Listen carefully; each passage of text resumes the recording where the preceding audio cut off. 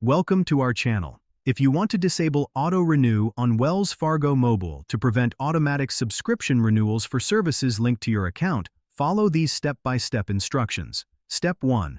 Open the Wells Fargo Mobile app on your smartphone and log into your account. Step 2. Tap on the menu icon to access the main menu. Step 3. Select Account Services or Manage Accounts from the menu options. Step 4.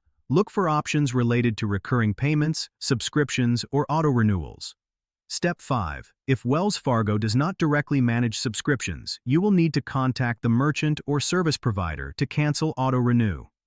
Step 6. Alternatively, go to your account activity and find the recurring payment you want to stop. Step 7.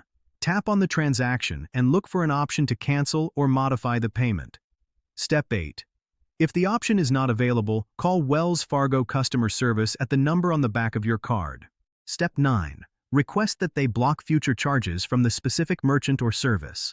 Step 10. Confirm the cancellation by checking your account activity in the following billing cycle to ensure no further charges occur.